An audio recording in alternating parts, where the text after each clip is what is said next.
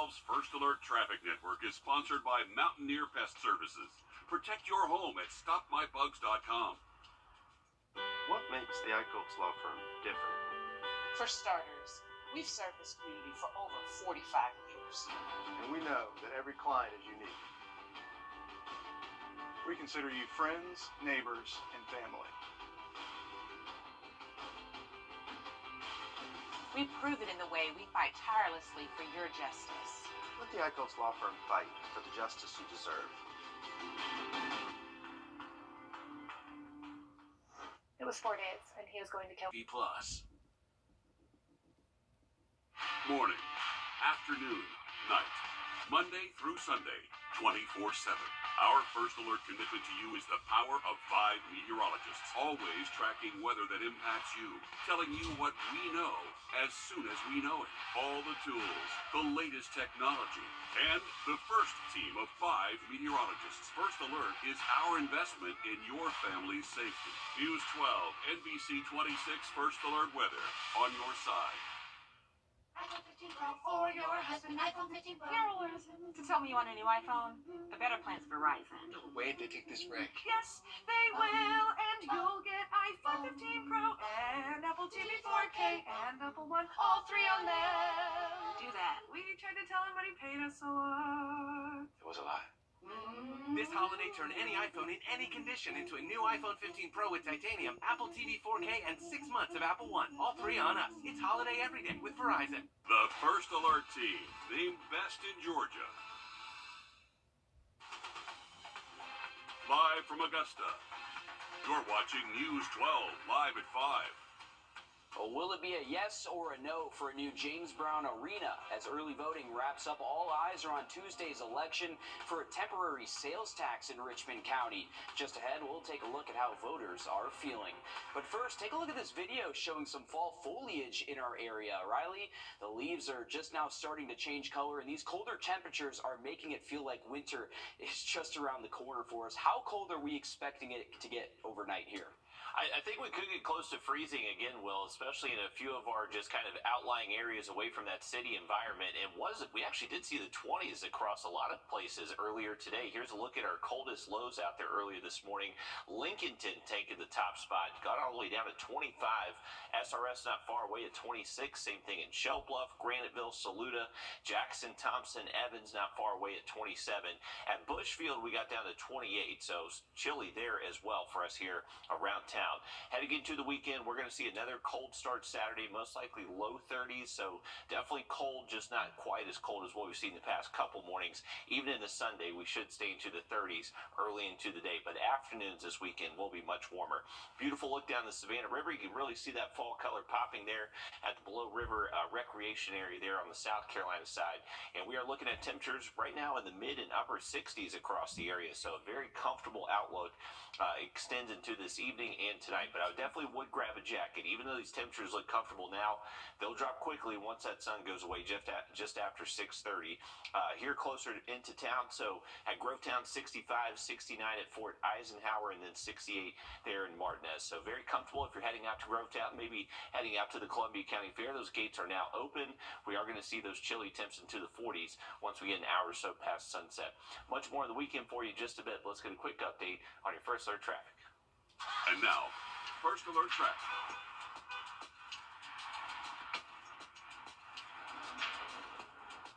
All right, here's a live look at I-20, looking at eastbound traffic. That is starting to get a little bit busy here, so we are hitting the end of the work week. A lot of people trying to get home, maybe some slow-moving conditions crossing the state line, but luckily it looks like that traffic's moving okay.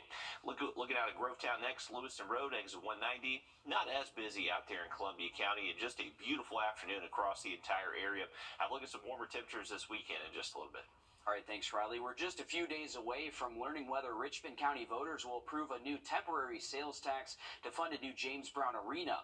The tax, called C-SPLOST, would add a half-penny sales tax in the county to go towards updating that venue. Today is the last day for early voting. Roughly 3,300 people have cast their votes so far. Hallie Turner takes a look at where voters stand ahead of Tuesday's election. The future of the James Brown Arena is resting in the hands of Richmond County voters. And as we inch closer to Election Day, tension is rising. Economic leaders spent the morning urging voters to come together to vote yes on the half-penny sales tax on the ballot, giving a green light to the future of the city and entertainment district. Leaders and several business owners believe the new arena is a critical need for the Augusta area in attracting big entertainment names and adding to the overall economic impact. Whenever there's a show downtown, you see the traffic, and so the bars before the show, after the show, you see a lot of people out. The restaurants super busy on those nights because they're coming down to eat before, afterwards they're hanging out. And, when we opened up 30 years ago, Broad Street was empty at night. Downtown is changing, and it's, changing for the better. And I think, it's just time to continue that growth. But others say while they do believe there should be a new arena, there are other things that need to be addressed first. We are putting the horse in front of the wagon here with this. I'm excited about it. It's not that I disagree with upgrading the James Brown Arena. It needs to happen. But gosh, we have some real pressing issues with our downtown. Parking, people wandering around. Since I was waiting for you here, I've had one person already come and ask me for money. That's frightening to people. There's crime down here that needs to be resolved. We got to fix these problems. While they may disagree on this, they tell me there is one thing they do agree on. And coming up all new tonight on News 12 at 6 o'clock, we'll tell you all about it. All right, thanks, Hallie. If you didn't cast your vote during the early voting period, mark your calendars for this upcoming Tuesday. For information about polling locations, you can check our website, wrdw.com. Well, developing this evening, just in the last hour, authorities in South Carolina have found the vehicle tied to an incident at a nuclear site. This happening in Oconee County at around 8 last night. Deputies say someone drove through a security gate and into the facility. The plant security activated pop-up barricades, which the driver hit, then was cornered by Duke Energy security members.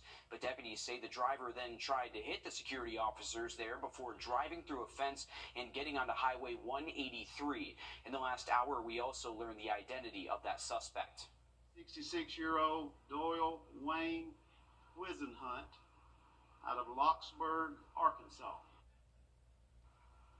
Now, no security staff was injured. The vehicle was found in Pickens County hours ago. That driver has since been identified as Wisenhunt, like we said, like we heard there from law enforcement, and is still not in police custody.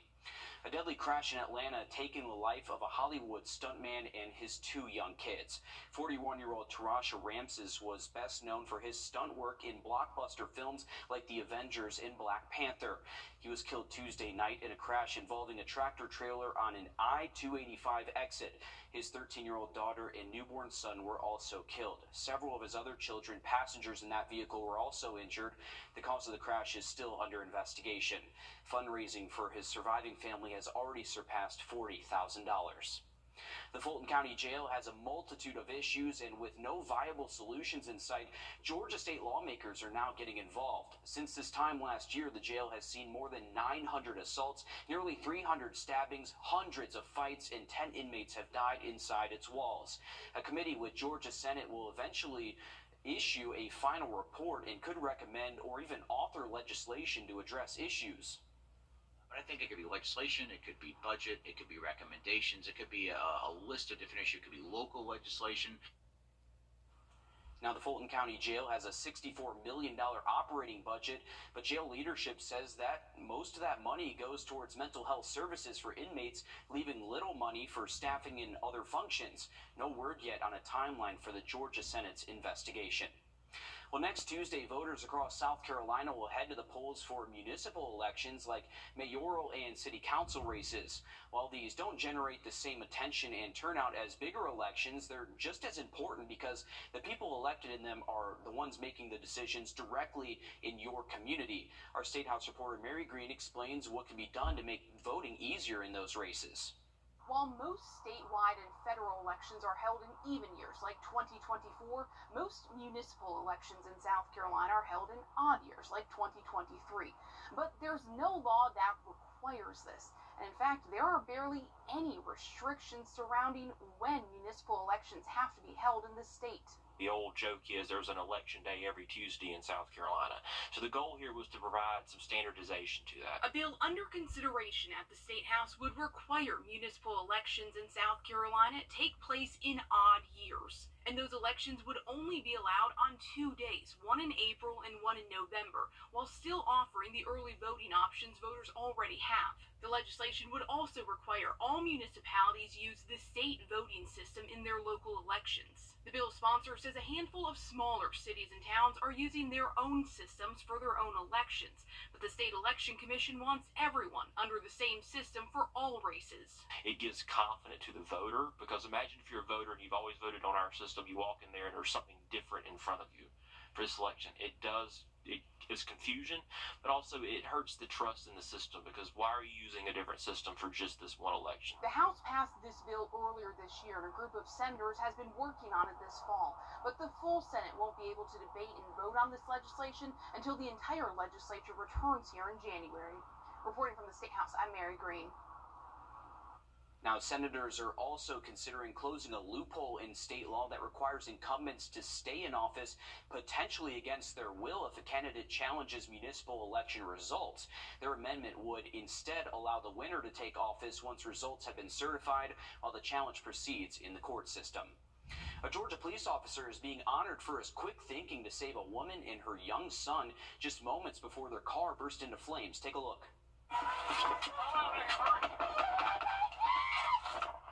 Dispatch, the car is almost fully engulfed. We got everybody out of it. In a scary situation unfolding, this happening on Wednesday in Rome, Georgia, after a 3-car accident caused one of the vehicles to catch on fire. The officer and 2 Good Samaritan managed to get everybody out in time. Both the mother and son have been cleared by medical staff. The Rome Police Department saying they are amazed at the officer's quick action there, and thankfully he stepped in and was able to prevent any further injuries there. A United States soldier turned Russian prisoner of war. Now, we're going to see some warmer afternoons this weekend, but still some pretty chilly mornings, leading to some big temperature swings. We'll have a look at that full forecast coming up. Time and temp. To MetroChamber.com. All right, welcome back. This is a live look at downtown Augusta and the Savannah River, but this is actually a very zoomed-in view from our Beach Island camera. But something pretty cool going on for the rest of this evening. We have the Foodie Festival, so there's a lot of different food trucks and vendors that are setting up on the new Freedom walking bridge there in downtown Augusta. So a great opportunity to get some good food. We got some great weather out there the rest of this evening. Temperature is a little bit warmer today than what they've been. Currently at 68 here in Augusta, so not too far away from 70. We should see those 70s return by Saturday. Heading into this evening, if you're heading out to some big high school football games later tonight, playoffs start for our South Carolina schools. Kickoff temps will be in the 50s. By halftime, though, we're in the 40s, so I would layer up. It is going to be definitely a chilly night there on the football field, and even for the rest of tonight and by early tomorrow. If you're heading out to the fair, gates are now open at Columbia County Fair there in Grovetown. And remember tonight, if you are planning to drop off the kids and let them hang out around the fair, you actually need to have a parent with all children 17 and under at the fair after 7 p.m. So a heads up for that. Temperatures at the fair, once again, 60s right now, falling into the 50s and 40s the rest of tonight. Great fair weather for tomorrow. Those gates will open at noon for your Saturday, and temperatures around that time frame should be in the 60s. Later in today, Saturday, will hit the 70s, and then another relatively chilly evening out there for our Saturday. But all weekend long, we're going to hang on to plenty of sunshine and just some very chilly temperatures in the morning, likely close to freezing again by daybreak Saturday. So if you're going to be up early around sunrise, bundle up out there. Heading into our afternoons, so Saturday, Sunday, we should be hitting highs, low 70s Saturday, mid 70s Sunday, just a couple degrees warmer out there, but generally sunny skies, not much rain or forecast, even for the next 7 days.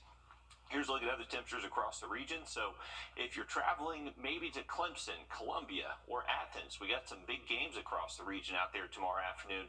It's going to be a noon kick for the Gamecocks and the Tigers. They'll have temperatures around kickoff in the 60s. The Dogs are going to have to wait until 3:30 for their kick. They should actually be in the 70s there in the Classic City right at kickoff against the Tigers. For us here around the CSRA, once again, not too far away in the low to mid 70s out there tomorrow afternoon. Beautiful evening on tap Saturday. Saturday, temps will be in the 60s, 50s, and then we should see the 30s again, waking up early Sunday. Now, the bird watching forecast, if you're going to be up early tomorrow morning, we're going to see temperatures near freezing, so I'd imagine we're going to have some hungry birds out there. And then as we head into later tomorrow evening, sunset at 6:30 tomorrow. That is going to be our last 6:30 sunset until we get to next year. Remember, we do fall back later this weekend, so make sure you are turning those clocks back as you head to bed Saturday night. Here's just a hour-by-hour look at our temperatures through the weekend. So once again, just chilly mornings in the 30s, but afternoons will be in the 70s. So this is all thanks to very dry air. It can cool off very efficiently at night, but it can also warm up just as quick. So that's going to lead to some big temperature swings over the next few days. Not much rain in our forecast the next 7 days. We do look bone dry even through most of next week. All right, thanks, Riley. Fighting continues in Ukraine. Hike up the side of a volcano, but what about with just one kidney? Well, just ahead, we'll share the inspiring story of one Georgia woman who's trying to do just that. First Alert. Richard Rogers, been watching him since I was a kid. 15 years, 12, 20 years. He influences the Augusta spirit. His honesty, every time I run into him, whether it's at the ball game or at a restaurant, he's always friendly, but he's also down to earth. He feels local and knowledgeable. I think he's phenomenal. He really cares about the community. He's got a sense of humor, but he does, again, gets direct to the point on stuff. Just the way that he covers things and his attitude about everything is just something I really enjoy watching. If Richard got 30 years, he's the voice of authority around here then. Celebrating 30 years with Richard Rogers. Well, shattering expectations and stereotypes, one Georgia woman and about a dozen others plan to climb volcanoes in Central America. Adam Murphy explains the significance of this trip. I'm out running, I'm hiking on the weekends, I'm even doing things like stair workouts. And she's doing it with only one kidney, which is nothing short of remarkable. I actually donated to a stranger on the kidney registry. So someone in New Jersey got my kidney, and I don't know anything about them. We haven't made contact, but I hear that they're doing well, and I think about them pretty much every day. Incredibly, 1 year after donating her kidney, she is training for the adventure of a lifetime. She and a group of 17 kidney donors across the country will attempt to climb 3 volcanoes in Guatemala next month, totaling over 12,000 vertical feet in just 4 days. Really, the goal of our trip is to raise awareness that people can donate a kidney and live long, healthy, adventurous lives and still do really cool things like hike volcanoes. She joined a nonprofit group called Kidney Donor Athletes. Last year, the organization successfully climbed Mount Kilimanjaro in Africa. Their mission is clear. There's people who sit on the kidney wait list for years and years, and some of those people are on dialysis, which is just a terrible thing to have to live with. And there's people who die waiting for a kidney. Prisby said she never had it on her bucket list to climb volcanoes or donate a kidney for that matter. Through it all, it has taught her that she can make a difference and live the life she wants to at the same time. I'm not a hero. I'm not, I'm not that special. I just had a good kidney and was able to share my spare. So I think it's something that a lot of people could potentially do too. And right now, there are nearly 100,000 people waiting for a kidney in the United States. The average wait time is 3 to 5 years. Well, yesterday we told you about a giant invasive lizard in Georgia, and now we're talking about an invasive flying spider in South Carolina. A recent study by Clemson University shows that the Joro spider is likely here to stay and spreading like wildfire. We don't like that. The Joro spider first arrived in North America more than a decade ago aboard shipping containers from Asia. Now they can be found along the East Coast, including North and South Carolina and Georgia. They technically can't fly, but they can parachute using their webbing. They are relatively harmless to people and prefer to build nests outside rather than in your home. If you see these spiders, experts suggest that you kill them. Flying spiders. Didn't have that one on my bucket list. That's pretty crazy. I've heard they can do that, though. They actually just kind of let a little piece of web out, and the wind will pick them up, and then they just kind of sail with the wind. That does not look like a friendly spider, but apparently they're harmless, so... They kind of look like a banana spider, too. They do. You ever heard of banana spiders? Yeah, they can get huge, though. Yeah, the banana spiders are really cool. Yeah, not my favorite. Yeah, not a big fan of spiders, arachnophobia. Hey, we got great weather in store. Athens, if you're heading to the Classic City for the game. Tailgating in the 60s. By game time, we're in the 70s. Now look at that 7-8 just after the break. I'm attorney Ken Newton. Under the Lights, powered by Sid Cox Heating and Air. Friday night, starting at 5:30 on News 12. Hi, I'm Tim Strong, and I'm inviting you on a holiday vacations tour. Experience the Rhine River July 15th through the 26th. We'll cruise the scenic Rhine aboard a luxurious Amadeus cruise ship. Explore the splendors of Switzerland, Germany, France, and Amsterdam as we make our way down the spellbinding river. Visit holidayvacations.com, keyword Augusta for more information and to watch a travel show, or call 888-557-1020 for a free brochure. Visit holidayvacations.com, keyword Augusta for more information. iPhone 15 Pro for your husband. iPhone 15 Pro. Carolyn, to tell me you want a new iPhone? The better plan's Verizon. No way they take this break. Yes, they will, and you'll get iPhone 15 Pro and Apple TV 4K and Apple One, all three on them. Do that. We tried to tell him, but he paid us a lot. It was a lie. This holiday, turn any iPhone in any condition into a new iPhone 15 Pro with titanium, Apple TV 4K, and 6 months of Apple One. All three on us. It's holiday every day with Verizon.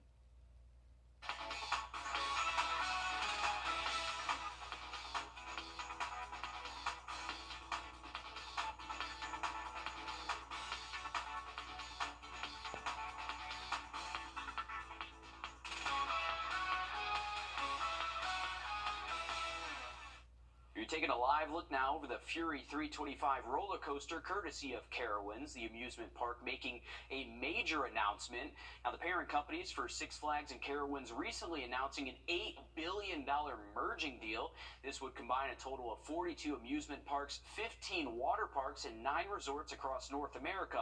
The headquarters would be in Charlotte, with some operations remaining in Ohio.